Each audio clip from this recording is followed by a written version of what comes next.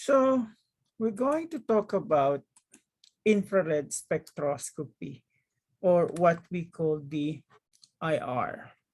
Okay, so if we're going to look at the IR, it's based on the absorption, IR absorption by molecules as it undergo vibrational and rotational transitions. So if you're going to look at these rotational transitions and the vibrational transitions, this is what you have here at different energy level. So the way that we can model IR is just resemble the classic harmonic oscillator. I'm not sure if you have learned about this. So this is just, we could say, two masses that is attached by a spring. Okay, so you have mass 1 and then you have mass 2. So the way that you're going to model here by solving a Schrodinger equation for the harmonic oscillator, you find the following quantized energy level. So remember that energy equals to HB, and then you can say B plus 1/2 when B is equals to what we call 0, 1, 2. So those are the energy levels that we have here. So if we're going to look at this level, they are non-generate. That is, okay, if you have values for all the B here, like a G that is plus or minus 1. So you're going to have here for all values of the B. And if we're going to look at the energy levels, they are usually equally spaced by the energy of the light. Okay, or E equals to HB.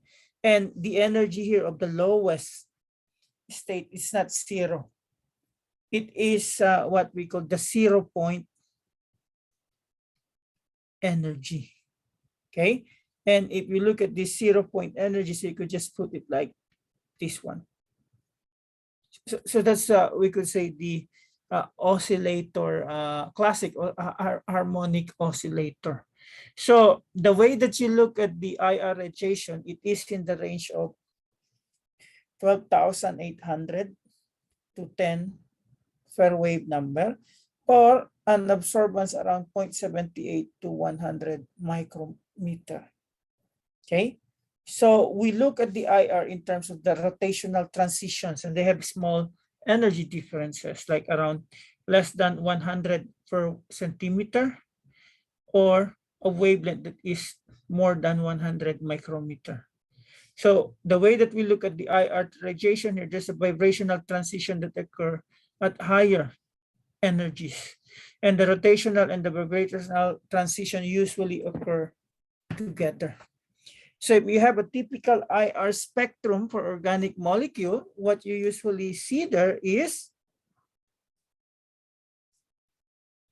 the wave number that represents the so-called functional group. Okay, so if you are taking 140, this is also being discussed here, organic spectroscopy. Okay, and the way that we look at the different types of molecular vibration, so since this is a rotational and vibrational transition, okay, it is very useful, okay, this vibrational transition that you have, it's very useful to determine the functional group that you have.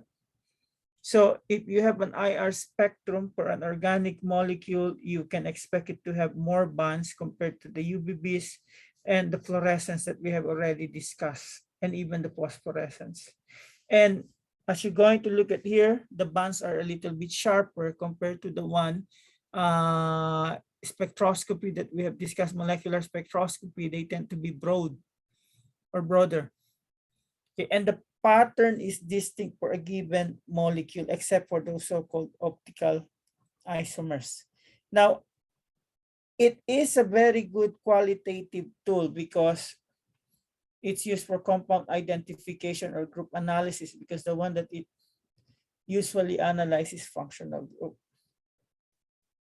In some instances, it was used for quantitative tool, but unfortunately, this is very rare because it's hard to relate the amount of the compound present to the intensity of the bonds.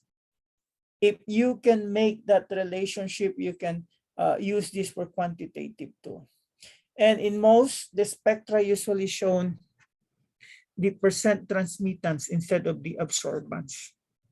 Okay, and for inconvenience, they use wave number instead of wavelength. Okay, so if you're going to look at this, so if it's a transmittance, so it's like, how do you say it, going down. Okay, if it's absorbance, it is the reflection of that, which is what we call going up. So that's the difference between, so as you're going to see here, you're going to look at the difference between a hexane, and a hexine. So if you're going to look at the functional group of this one, so hexane is just this, right? 1, 2, 3, 4, 5, 6. Now hexane would have this. Now what's the difference between the two? So you could see here, both of these peaks are present in hexane. Now, when one of the functional group from the alkane become a double bond, there's what we call a peak that come out here. So that peak could only means that, okay, due to the double bonds that you have there. And once you have it here, so what's the difference that you have here? A triple bond. So there's a peak that come out of this one. Okay. And in addition to that, you also have a peak some sort of here.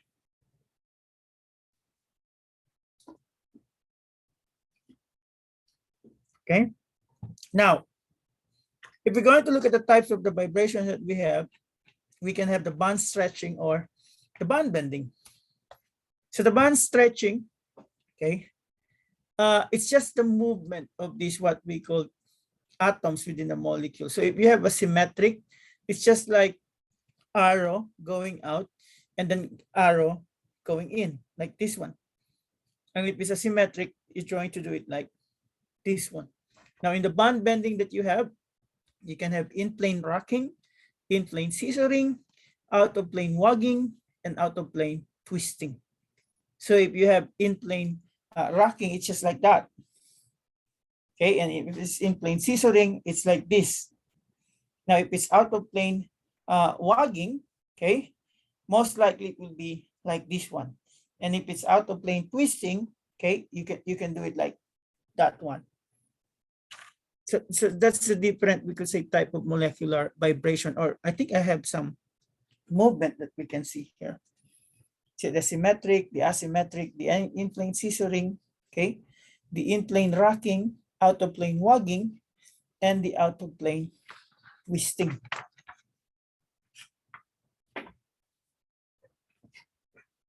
Now, you could look at another way of illustrating this molecular vibration, like if you have a CH4, okay, so the way that we have here is we can do the so-called bending modes, the symmetrical stretch. No, this is the stretching, okay, not the bending modes yet. So it can be a symmetrical stretch or a symmetric stretch. If it's a bending modes of CH4, so you can have a symmetrical bending or asymmetrical bending. Now, one thing that I like you to know is how to determine the so-called vibrational modes. Okay, so if we're going to look at the number of the vibrational mode for a nonlinear molecule, the number of types of the vibration would be 3n minus 6. Okay, and for the linear molecules, the number of types of vibration is 3n minus 5. And you may ask yourself, why so many peaks in the IR spectra? Okay, because you can observe vibration can be less predicted because there's a symmetry, which is the no change in dipole, the energies of the vibrations are identical, the absorption intensity is too low, and the frequency is beyond the range of the instrument. Okay, so let's try to look at the mode that we have. Let's say if you have an HCl. So if you're going to look at the movement that you have, it's like this one. So H and then Cl. So you have here 3, and then you have 2 atom. Okay, so you have here 3 minus 3 times 2 minus, so this is what? They're linear molecules, so you have to be, and you only have them one mode. And what that's one mode? Stretching that you have here. Okay, and then you could, for those that are what we call non-linear molecule. No, this is still linear because this is CO2, like that one. So the only difference is you have 3 atoms. So 3 times 3 minus 5. So you have here 4 modes. And if you're going to look at the 4 modes, there's the symmetrical and asymmetrical stretching. And then you have this moving in out of plane, what we call modes. And I would suggest you go over this link to see the other 3D animations of the variety of molecules. Okay. Now, if you're going to look at the IR active vibration, okay, if you're going to look at it, you could see that in order for a molecule to absorb the IR radiation, the vibration at same light, it should have a vibration at same frequency as in the light. But also there must be a change in its what we call net dipole moment as a result of the vibration. So what does it mean? Change in net dipole moment. So usually when we say a dipole moment that is not zero, you have what? Polar or non-polar compound. So usually you have a polar compound. Okay. And if you're going to look at an example here of CO2, so it has an IR inactive and no, this is an IR inactive and the one that is what we call active. Now, if you're going to look at this active, what can you say? There's always have a net dipole moment. So if it's an IR inactive, usually if you look at the polarity here, they just cancel out. Okay. But if you're going to look at the movement here, there's always a net dipole. This going towards that direction. This either what? Okay. Going far, and this one going close to you, or also this one. Okay, so that's the what we call way to determine whether you have an active IR or inactive. You look at the dipole moment, the net dipole moment. It's there. If there's a net dipole moment, so most likely it's an IR active. Okay, because the dipole moment there is not equals to 0. Now, if you're going to look at the basic design for the IR instrument, usually it's similar to the UVBs. The only difference are the light source and the detector. Okay, the light source that you have there in IR is an IR source, which is less powerful compared to the one that you have in UVBs and fluorescent.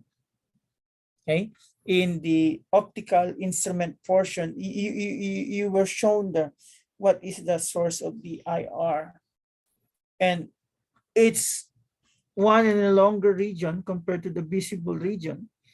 So what happened is the infrared source will be giving up the light, so it can pass through the sample or a reference sample and reference under the shopping mirror. So there's an IR detector that will look at the signal that when it passed through your sample. Okay, so if you're going to look at the infrared source here, so this is the source, and then this is the sample. So once the IR light passes through the sample, it goes to the diffraction grating, and then it will pass through this what we call detector. Okay. So that's what we call the IR instrumentation. Now, as I have told you, the main application of IR is qualitative analysis, which is identification of compounds. So the use of IR with NMR and mass spec in late 1950s revolutionized the organic chemistry. So it decreased the time to confirm the compound identification 10 to 1,000-fold. So the general schemes that they have here is examine what functional group that is present by looking at the group frequency region. Okay, so each of them has this what we call peak at a certain region. So if you have a single bond stretch, so all OH and NH stretch are around here, and then the CH stretch is here, okay? And then if you have a triple bond, it's around this 2,000 to 2,500 region. If you have a double bond, it's around 1,500 to 2,000.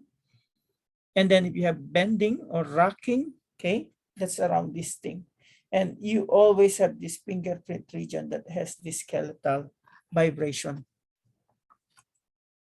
Now, I think in your orgo, you have the list of what functional group and where do they lie in a given region. But I have also a list it as we go on. So if you're going to look at this group frequency region, so this is how you're going to utilize them. So all the stretching that you have there, around 3,500, okay, to 3,000. And then you have here the triple bond, okay? And then you have the double bond over the 1,600 thing. And then the rest that you have here is what we call the bending vibration. So you have the blue, which is the stretching vibrations, and then the green, which is the bending vibration. So position changes a little with neighboring atom, but often in general region. And it serves as a good initial guide to the compound identity, but not what we call a positive truth. So if you're going to look at some of the abbreviated table of group of frequency in organic compounds, this is what you have. So you have the alkanes there, the alkenes and the alkynes, okay, the frequency region where you can find them and how their intensity is. Aromatic rings, and then you have the monomeric alcohols, all the hydroxyl group that you have there. So there's a very broad peak that you have in hydrogen bonded carboxylic acids. Okay, nitriles would also have a broad, strong intensity. So maybe you should just be familiar on this one in complement with what you're doing right now in 140. Okay. Now in the fingerprint region, which is the 1200 to 700 wave number or per centimeter, it's the region of the most single bond signals. Many have similar frequencies, so affect each other and give pattern characteristics of overall skeletal structure of the compound. Now, the exact interpretation of the region of spectra seldom possible because of the complexity. Now, this complexity would result to uniqueness. So as you're going to look here, if you're going to assign the fingerprint region here, so you have this region here compared to the one that you have here. So this is what an ether, and this is some sort of an ester. And then this is the carbonyl group. Now, right now, you can use computer searches. Many modern instruments, they have reference IR spectra on file, around 100,000 compounds. So that's what we do in the lab. They run the spectra, and then they search it, search the spectra in the library, and the hit will tell you how many percentage they are equivalent to the given what we call spectra or spectrum that was uploaded or was asked to search. So matches based on the location with stronger bonds than the second strongest bond, and then the overall skeletal structure of a compound. Now, the exact interpretation of this region of spectra seldom possible because of the complexity. And as I told you, complexity is the one that makes it unique. So this is an example of this complete, what we call hit. Okay, so it will tell you the percentage for this one.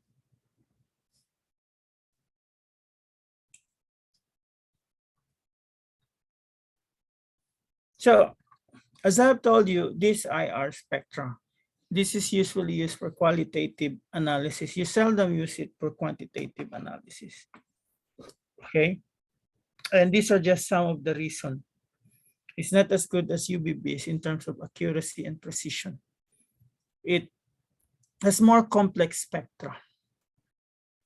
It has narrower bands compared to the Beer's law. So it will give you a deviation. And then there's a limitations of the IR instrument. It is a lower light throughput and its detector is usually weak. Remember, the source of this is not powerful compared to the one that you have in UVBs.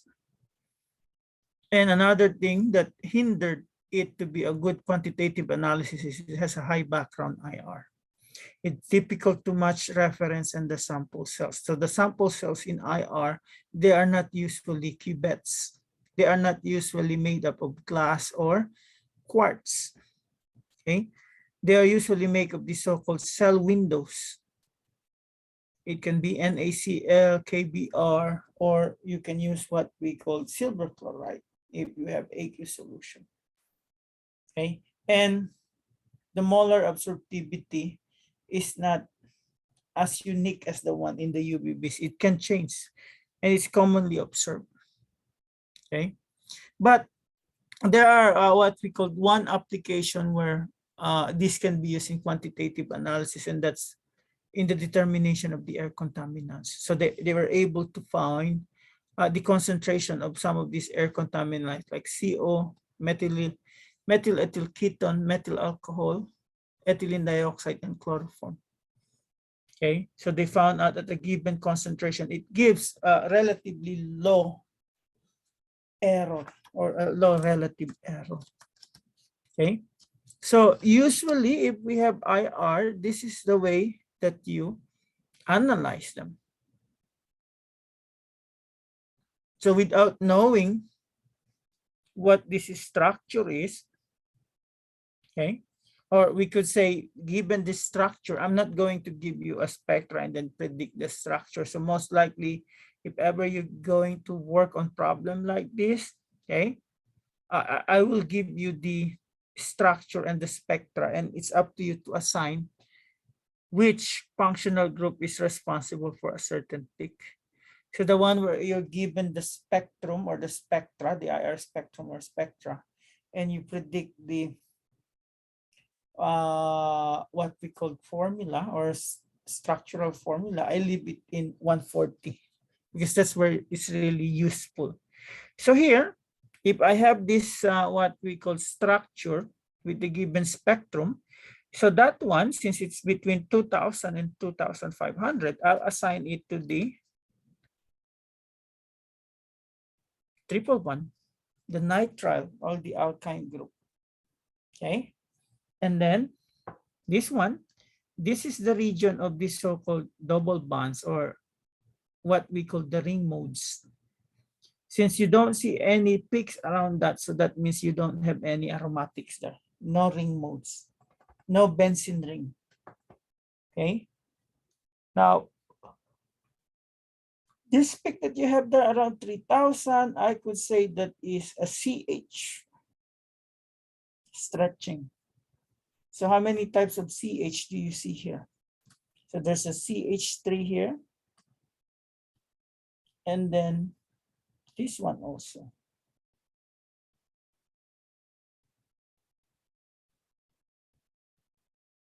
So you might say the one that you have here is different compared to the one that you have on this functional group.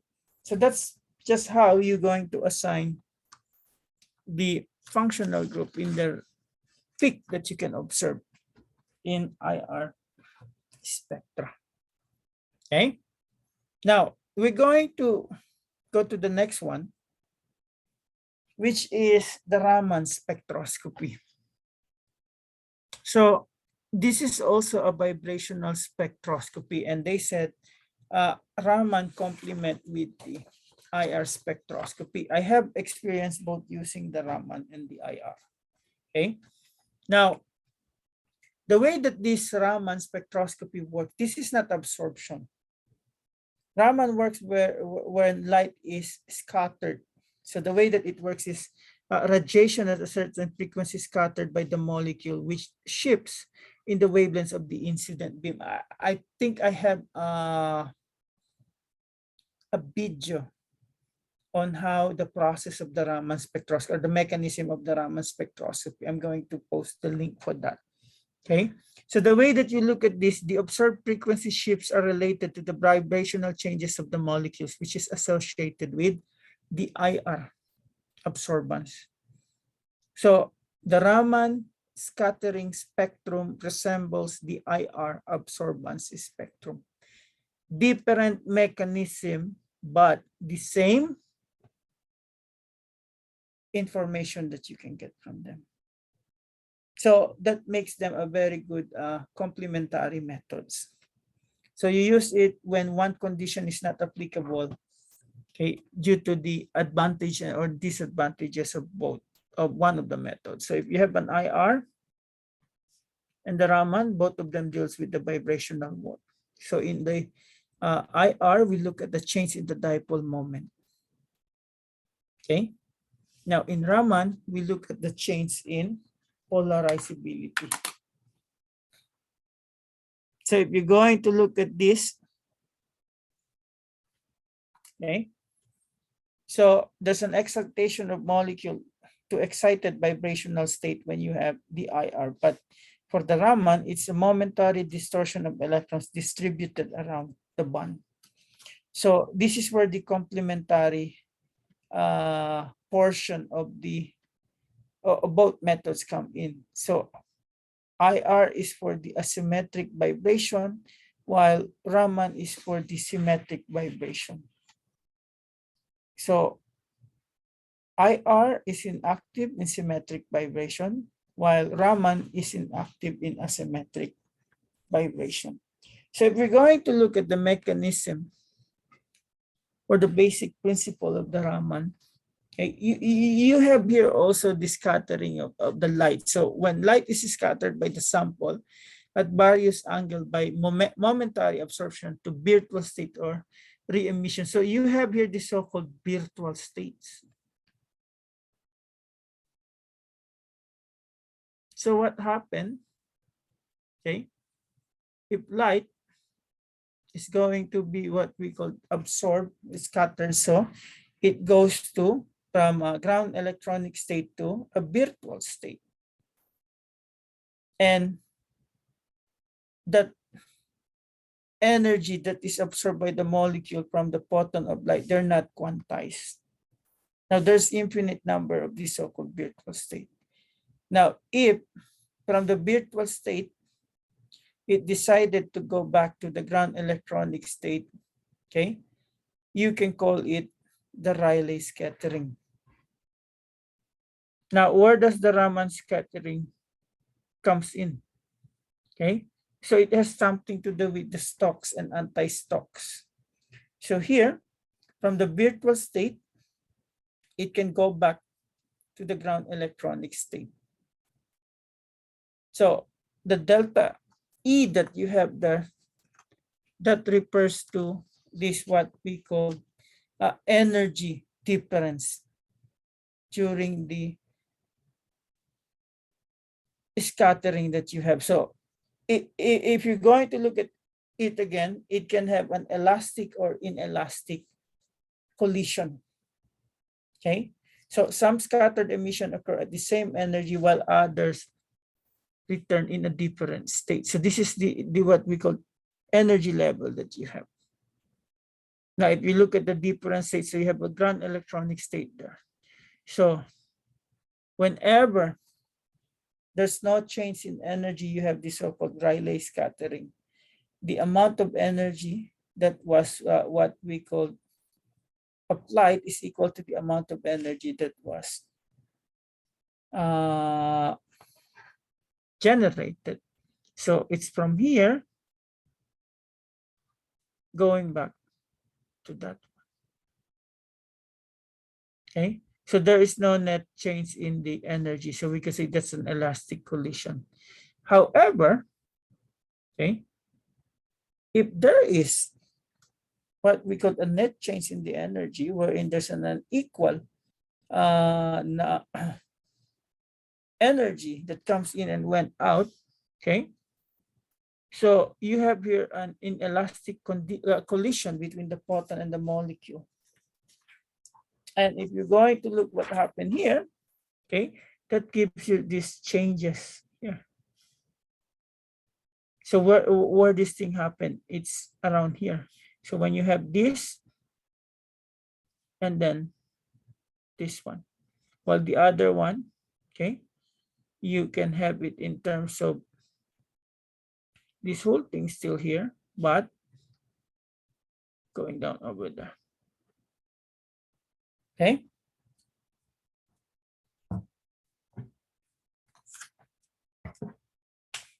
Now,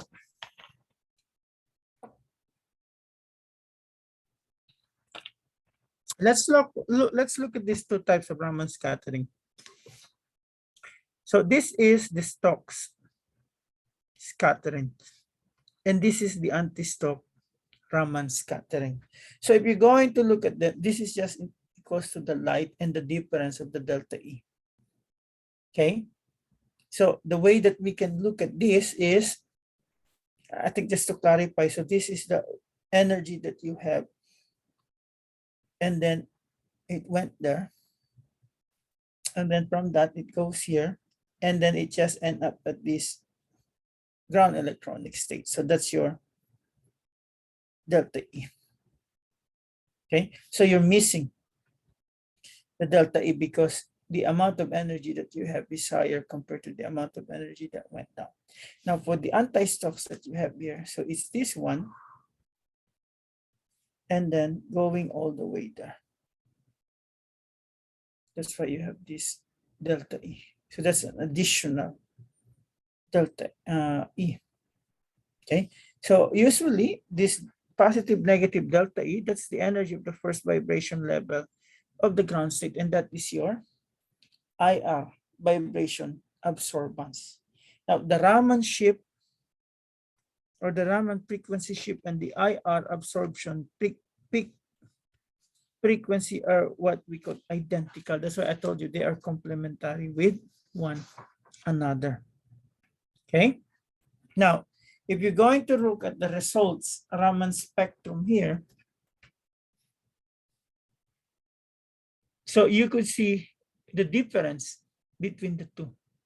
So in the Stokes, okay, so from vibrational state equals to 0, vibrational state equals to 1, so it goes to the virtual state. And when it goes back, it just goes to the vibrational state equals to 1. Unlike the one in the anti-Stokes, it starts at vibrational state equals to 1 and goes down to vibrational state equals to 0. And if we're going to look at the intensity that we have there, this one is stronger compared to this one. But, okay, nothing beats the Rayleigh scattering.